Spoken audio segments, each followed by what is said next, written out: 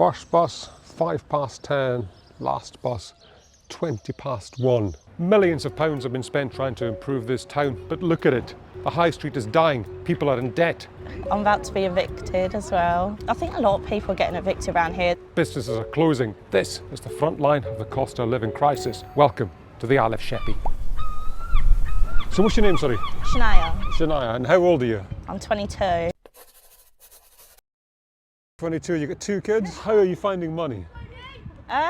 It's tight. I've found that I've had to get an overdraft now, so I've got in a bit of debt. I've had to cut back on things, treats and things for the kids or whatever. I'm about to be evicted as well. I had a lot of issues with mould. Right. So I think they just got sick of me moaning at them. Right. How's the house hunting going? Not great. Every time I put in my budget, nothing's coming up. We're in the Thames estuary in Kent, where Sheppey boasts several beaches, a stunning nature reserve and a friendly community. But in many other ways, it's seen better days, and almost everyone here says there's no money now. So is it getting harder and harder to make ends meet? Yeah, I haven't had a holiday for probably 6-7 years. Like tonight's my only night out of the week. I work like 60 hours a week as well. Do you? Yeah, like doing tons of overtime. I'm not saving anything either, so that's just to sort of make ends meet really. Everywhere you look, there are money problems. Debts, bankruptcies and insolvency are all above average. Remember levelling up? Boris Johnson's big idea. Levelling up, levelling up, level up. Well, Sheerness got £20 million from that, and the money has been allocated. There was developments to a local college, that was quite popular. And they built an adventure mini golf centre. Apparently nobody wanted that, but to be fair, it was apparently doing quite well. The trouble is, when you look around, the area does not feel revitalised at all. And for the last few months, businesses have continued to shut down. Some days you could sit there all day and not get anything. As well as restoring furniture, Paula makes novelty cards. Until a few months ago, she had a shop on the high street, but she had to close it as she couldn't make ends meet. A lot of customers were on benefits. And I think also you price things to reflect the area.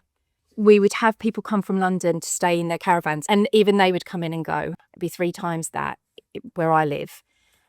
And that was quite soul-destroying.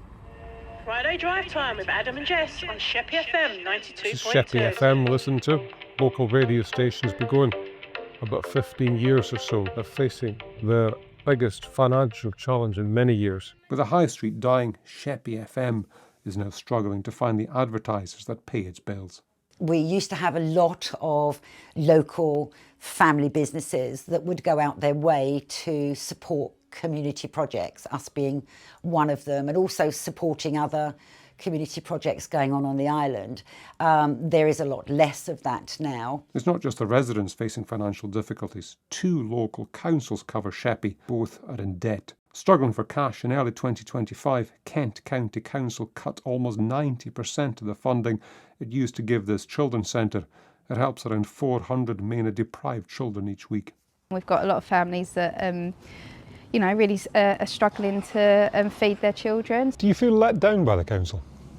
Yes, absolutely. The children and the families have been let down. It's not fair what they've done to them. Kent County Council told us it is experiencing significant financial challenges and has had to make difficult decisions to ensure services remain sustainable. It's worth bearing in mind that the whole country is in debt and that taxes are risen to plug the gap and pay for services.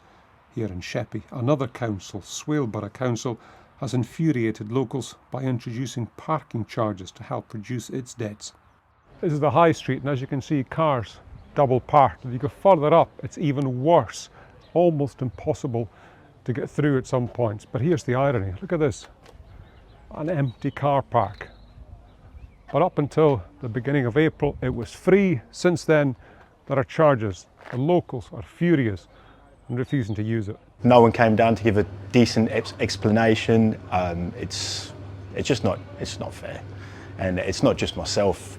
It's a lot of the local pubs and businesses in the local area who are going to suffer tremendously. People drive down there just to have a portion of fish and chips and a beer, maybe on the beach, and they park up and off they go for a couple of hours with the kids, especially this time of year.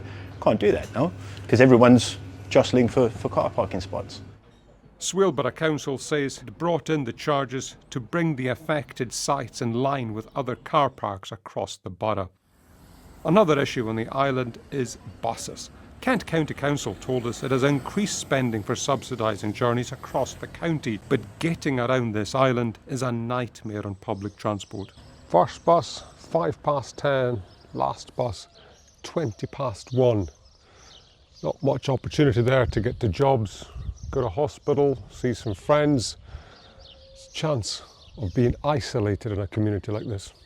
So we do need to get the buses right, and of course there's been changes to the national legislation that will help with that, with the two bus acts that have come through. You need a bus that actually connects the first train and the last train so that people can get to and from work.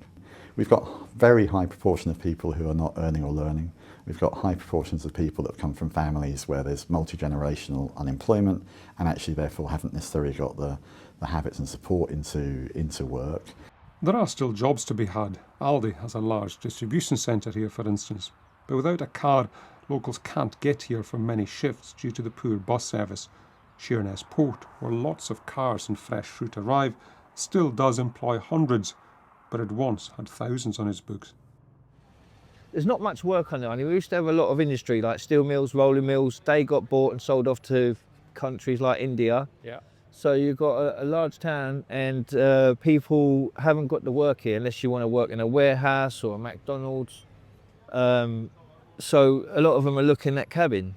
Communities are getting split up. The island used to be a big, like everyone knew each other and that, and where they took away the industry as well, families are able to separate, you know, and move off the island instead of staying local to where their family is. Revitalising the island now falls to Reform UK, which has run Kent County Council for a year. My name is Maxwell Harrison. I am one of your 2 Reform UK Kent County councillors here on the Isle of Sheppey. Maxwell Harrison is the party's Sheppey councillor. He said he'd speak to us, then stopped answering our calls. So we spoke to another representative from Reform. What would Reform do in Sheerness or in Sheppey to make this island cheaper or affordable? We would definitely be more encouraging business. Personally, what I would say is we need something like a business czar, get someone to promote the island for industry. Right, let's gain some factories rather than gain just some shops, you know? Because a shop, yeah, employs people, but not as much as someone that produces things. Like the kids, there's nothing for them to do. The apprenticeship schemes, yeah, great idea, if we've got the businesses, which we don't seem to be having because they seem to be folding because it's too expensive to be here. Sheppey comes alive at this time of year. Tourists come to visit, bringing energy and jobs.